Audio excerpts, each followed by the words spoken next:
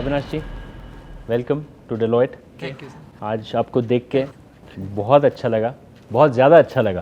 Thank you sir. तो आज कुछ क्वेश्चन पूछते हैं, ठीक है आपसे? हाँ जी। थोड़ा बताइए अपने बचपन के बारे में, और महाराष्ट्र से हो ना हाँ जी। आप महाराष्ट्र से, थोड़ा बताइए। जब मैं स्कूल में था, मतलब फर्स्ट क्लास में जा रहा था, तो उसी समय मेरा स्कूल मतलब बहुत दूर था मेरे घर से। लेकिन मुझे दौड़ के जाना सबसे आसान लगता था कि दौड़ना है तो मतलब बहुत अच्छा है। शूज़ वगैरह तो मतलब बहुत मुश्किल था। 6 किलोमीटर था स्कूल, तो दौड़ के आना, जाना। तो मुझे लगता है कि उसी का मुझे मतलब जो अभी के जो स्पोर्ट्स के इसमें मतलब बेनिफिट हो रहा है। वो कंपेटिटिव स्पिरिट कब से आने लग गया कि मुझे जीतना ही है, सबसे पहले आना है? मुझे लगता है वो मेरा आर्मी में जाने के बाद स्टार्ट हुआ। मेरे करियर में मतलब सबसे पहला जो रोल है वो आर्मी का ही है। मैंने आर्मी की ट्रेनिंग की, उसके बाद एक अंदर ही आया कि नहीं, अगर मैं कुछ भी कंपटीशन कर रहा हूँ तो उसके लिए मैं ऐसे तैयारी करता था कि नहीं, मुझे बस जीतना ही है।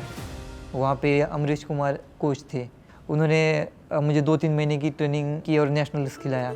और मैं उसी साल, जिस साल स्टार्ट किया, 4-5 महीने में नेशनल चैम्पियन बना। तो मुझे मतलब एक कॉन्फिडेंस आया कि नहीं, अब मैं अच्छा कर सकता हूँ। तो मैं उनको थैंक यू बोलना चाहूँगा कि उन्होंने मेरे अंदर का टैलेंट देखा और बोले कि स्टीपल चेस में चले जाना। आप पहला हिंदुस्तानी हो जो 3000 मीटर स्टीपल चेस में आपने क्वालिफाई किया ओलंपिक्स के लिए, और दूसरा एक था कि आपने केनियंस को बीट किया।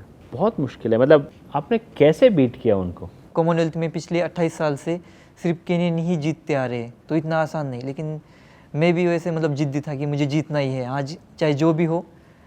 रेस स्टार्ट हुई, उन्होंने पहला किलोमीटर बहुत फास्ट किया, 2:40 का किलोमीटर था वो। लेकिन जब सेकंड किलोमीटर आया तो मुझे लगा कि नहीं, अब मैं जीत सकता हूँ। और जब लास्ट की मतलब 200 मीटर था, वहाँ तो मुझे ये भी लगा था कि मैं अभी शायद मतलब गोल्ड भी जीतूँगा। वहाँ पे ये सोच रहा था मेरे पास खोने के लिए कुछ नहीं है, मुझे बस पाना है। तो मैं अपने अंदर की पूरी एनर्जी लगा के भाग रहा था। मतलब लास्ट में हमारा चेस फिनिश हो के मैं सेकंड था और दूसरा एथलीट केनिया का गोल्ड था। एक रनिंग में और स्टीपल चेस में आपको फिज़िकली तो फिट होना चाहिए, एंड्योरेंस होना चाहिए, मेंटल टफनेस, वो कितना इम्पोर्टेंट है मेंटल टफनेस?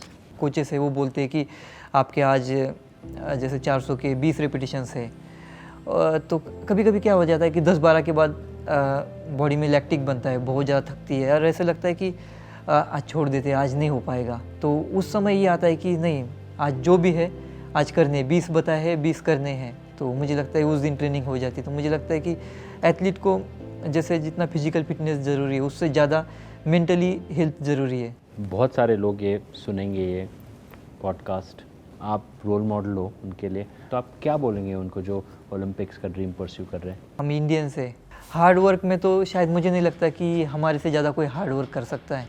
हमारे जो एथलीट्स हैं उनको सबसे पहले अपनी सोच बदलनी पड़ेगी, अपने आप को मतलब उस लेवल से तैयार करना पड़ेगा कि नहीं, हम भी जीत सकते हैं। हमारे में ऐसी कोई चीज़ कमी नहीं कि हम ओलंपिक्स में मेडल नहीं जीत सकते या हम ओलंपिक्स तक नहीं जा सकते। मुझे लगता है जो हम सोचते हैं वो हम कर सकते हैं। अविनाश जी, आपसे बात करके बहुत अच्छा लगा, और आपका जो जर्नी रहा है वो इंस्पिरेशनल है। सबसे कहते हैं फिजिकली फिट रहो, बट आपने जैसे बोला मेंटली भी फिट रहो, मेंटल हेल्थ भी इतना इम्पॉर्टेंट है।